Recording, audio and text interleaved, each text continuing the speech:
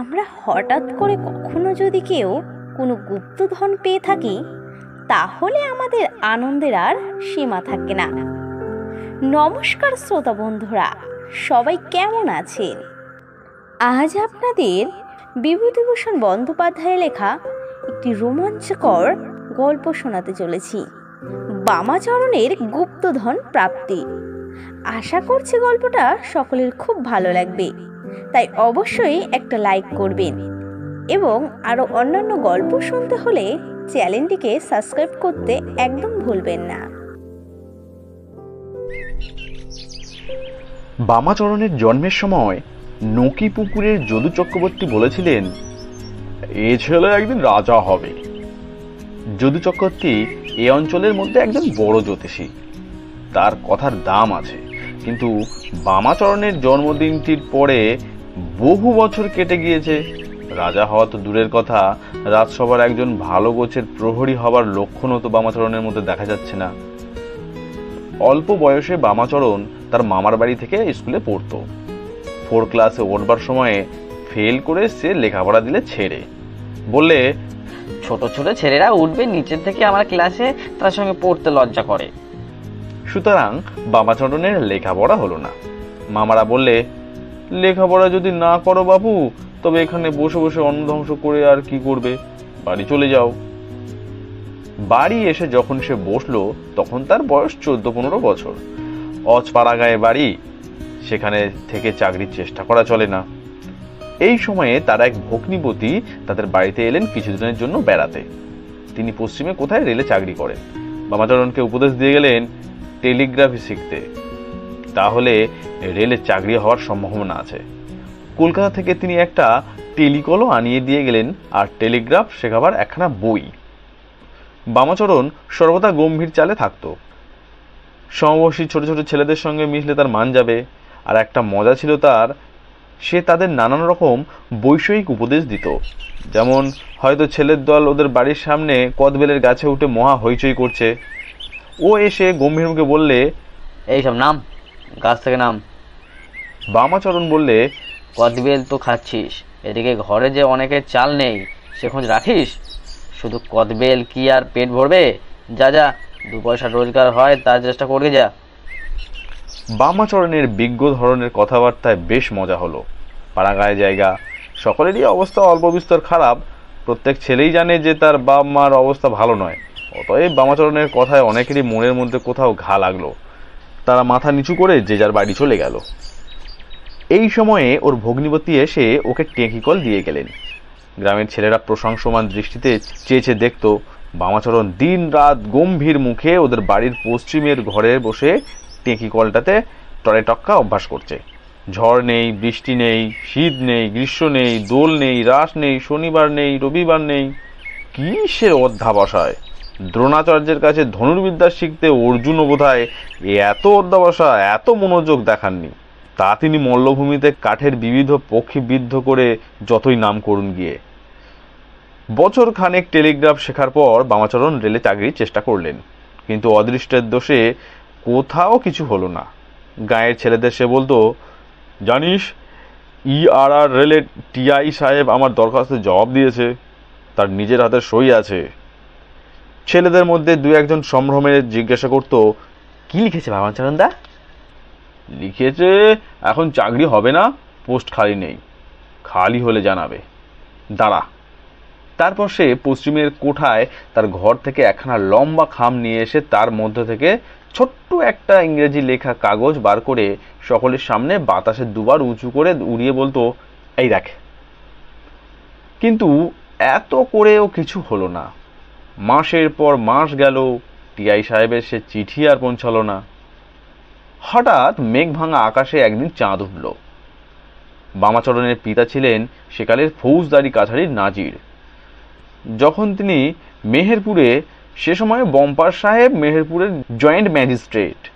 সাহেব নজির মশাইকে খুবই খাতির করত, ভালোবাসত।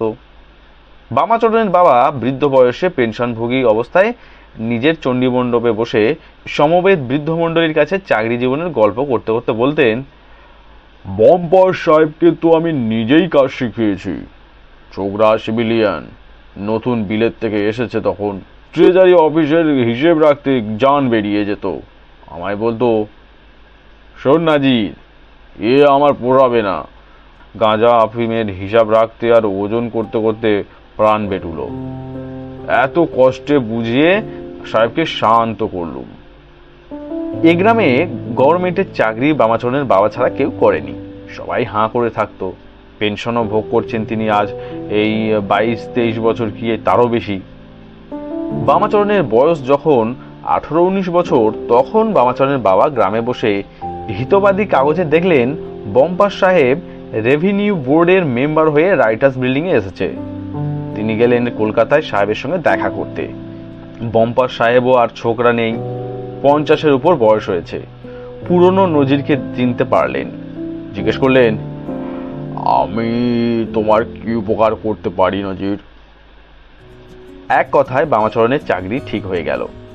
খুলনায় সার্ভে ক্যাম্প পড়েছে, জমি জরিপ হচ্ছে।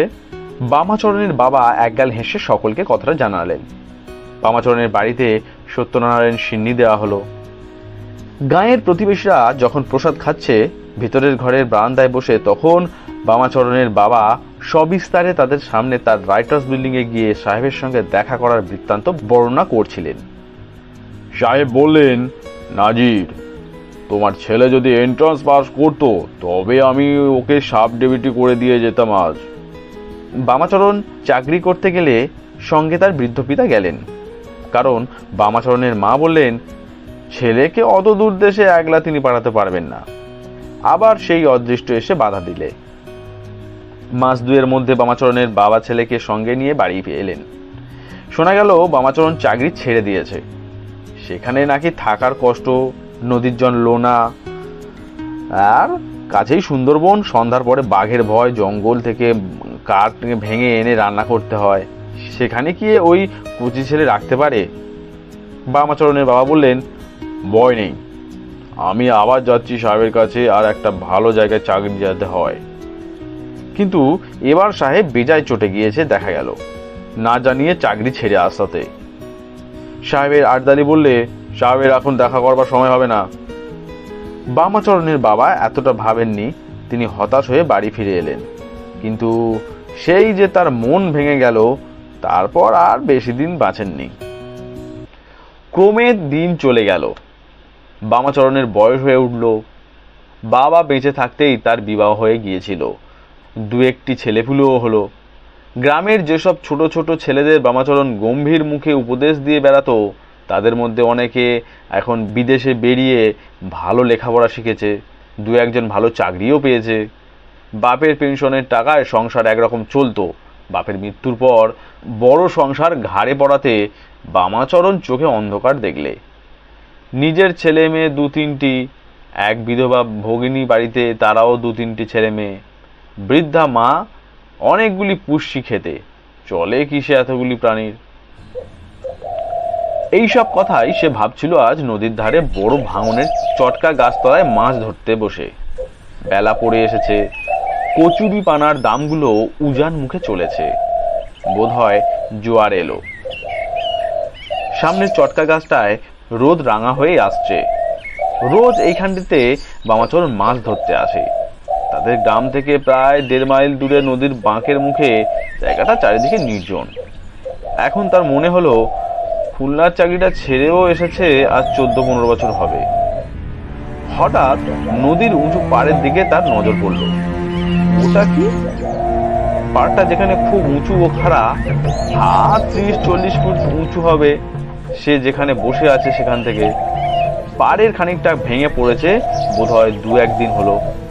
সেই পাড়ের গায়ে একটা বড় কলসি পাড় ভাঙার দরুন বেরিয়ে পড়েছে। অর্ধেকটা দেখা যাচ্ছে, বাকি অর্ধেকটা মাটির মধ্যে পোঁতা। বামাচরণের চট করে মনে পড়ে গেল, এই গ্রামের বুড়োদের মুখে শুনেছে এই বাঁকের মুখে আগে, বহুকাল আগে, খুব সমৃদ্ধ গোয়ালাদের গ্রাম ছিল। অনেক লোকের বাস ছিল। কলসিটা জমির উপর থেকে 4-5 হাত নিচে পোঁতা অবস্থায় রয়েছে। সেকালে লোকে কলসি করে টাকা পুঁতে রেখে দিত। এ নিশ্চয়ই টাকার কলসি। বামাচরণ এদিক ওদিক চেয়ে দেখলে আর কেউ কাছাকাছি আছে কিনা। স্থানটা নির্জন। অন্য লোক এদিকে আসে না। কলসিটা আর কেউ দেখেনি নিশ্চয়ই। তাছাড়া মোটে কাল রাত্রে এই পার ভেঙেছে। কে আর লক্ষ্য করেছে একটা কানা ভাঙা কলসি? কেই বা তারপর এসেছে এদিকে? অবশ্য নৌকা থেকে দেখা যাওয়ার কথা, কিন্তু জেলেডিংয়ে এত দূরে আসে না। গাঁ থেকে ওই কদমতলা পর্যন্ত তাদের দৌড়। এত দূরে কেউ কোমর জাল পাতেও না। বামাচরণ সেখানে আর দাঁড়ালো না, ছিপ গুটিয়ে উঠে বাড়ির দিকে রওনা হলো। তাকে এখানে কেউ না দেখে ফেলে। বাড়িতে এসে সে ভাবতে বসলো, এখন সে কি করবে। আজ রাত্রেই অবশ্যই কলসিটা তুলে আনতেই হবে, কিন্তু একা সে কি করে পারবে? জমির উপর থেকে খোঁড়া অসম্ভব। যদি শাবলের ঘায়ে কলসিটা নদী ঘনমে পড়ে যায়, তাহলে স্রোতের মুখে হয়তো কোথায় ভেসে চলে যাবে, নয়তো ডুবে যাবে। তা নয়, নিচে থেকে মই লাগিয়ে উঠতে হবে কলসি পর্যন্ত। তারপর সন্তর্পণে খুলে কলসি বার করতে হবে। তাতে অন্তত দুজন লোকের দরকার। মই নিচে থেকে একজন ধরে থাকা চাই। কলসি নামাবার সময়ও সাহায্য পাওয়া দরকার। অনেক ভাবনা চিন্তার পরে বামাচরণ বড় ছেলে নিতাইকে সঙ্গে নেওয়া ঠিক করলে। নিতাই 12 বছরে পড়েছে, গ্রাম্য স্কুলে পড়ে, খেলাধুলায় খুব পটু আর সাহসীও বটে। বামাচরণ ছেলেকে বললে, তোর মাকে বলিস নে, রাত্রে যাবি আমার সঙ্গে একটা জায়গায়। পিতা পুত্রে মই, শাবল, একগাছা শক্ত দড়ি নিয়ে রাত দুপুরের পরে নদীর ধারে চটকা গাছের তলায় এসে দাঁড়ালো। বুকের মধ্যে ঢিপ ঢিপ করছে বামাচরণের, কি জানি কি হয়। বামাচরণের ছেলে কিছুই জানে না কি ব্যাপার। বাবার কথায় সে এসেছে। কেন এসেছে তার বাবা তাকে বলেনি, কিন্তু সে জিনিসটা খানিকটা আন্দাজ করে নিয়েছিল। নিশ্চয়ই জেলেরা কোথাও জলের ভিতর বাঁশের ঘুনিতে বড় মাছ জিয়ে রেখেছে। সেই মাছ চুরি করতে তার বাবা তার সঙ্গে করে এনেছে। কিন্তু মই কি হবে? জায়গাটা দেখেও সে অবাক হয়ে গেল। বাবাকে বললে, বাবা এত দূরে তো ছেলেরা কোমর জাল ফেলে না, এ তো চটকাতলার বাঁক। তার বাবা ওর মুখের দিকে চেয়ে বললে, জেলেদের সঙ্গে আমাদের কি দরকার, নে মইটা এখানে বেশ করে লাগা। অতি কষ্টে বামাচরণ মই বেয়ে উপরে উঠল। নিতাই খুব অবাক হয়ে গিয়েছে। পাড়ের উপর মই দিয়ে কি হবে, কি আছে ওখানে? সে একটু হতাশও যে না হয়েছে এমন নয়। বড় মাছ নয়, তাহলে হয়তো বাবা কোনো ওষুধের শিকড় কি মুথো ঘাসের শিকড় তুলতে এসেছে। অনেক সময় রাত্রেই ওষুধের গাছ তুলতে হয়, সে জানে। তার ভয়ও হচ্ছিল।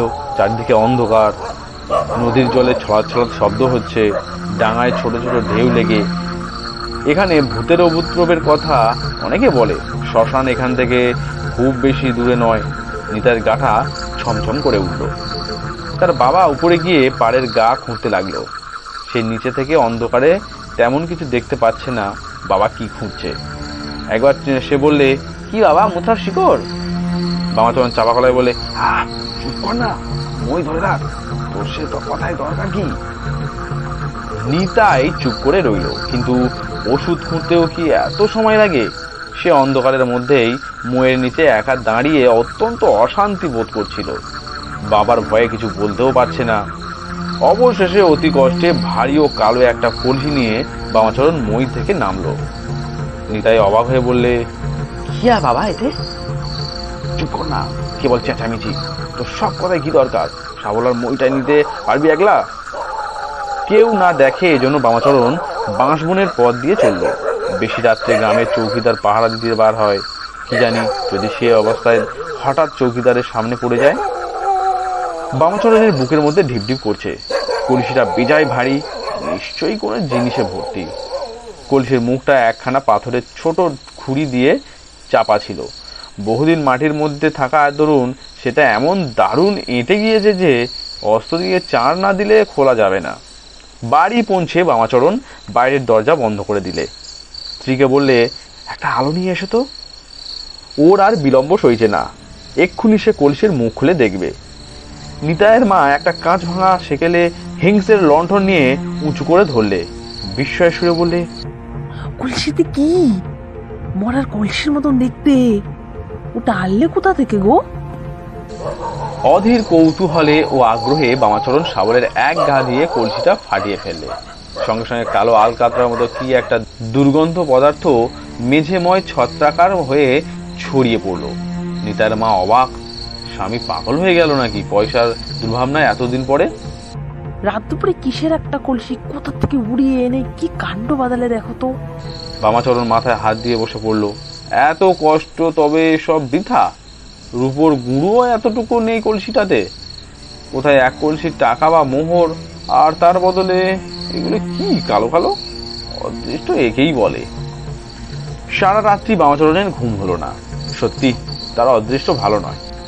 এমন জায়গায় পোঁতা কলসি পেয়েও তার মধ্যে থেকে বেরোলো কালো আলকাতরা। না হলে বম্পা সাহেবের দেওয়া চাকরি সে ছেড়ে দিয়ে আসে, পেয়ে হারানোই তার অদৃষ্ট। পরদিন সকালে লোকজনকে আলকাতরার মতো জিনিসটা দেখাতে কেউ কিছু বলতে পারলে না। অবশেষে মামুদপুরের বাজারের বুড়ো কবিরাজ মশাই দেখে বললেন, এ পুরনো ঘি, বহুকালের পুরনো ঘি। কতটা আছে? দাম খুব তো, বিক্রি করবে? কলকাতায় বউ বাজারের সেনেদের দোকানে পেলেই নেবে।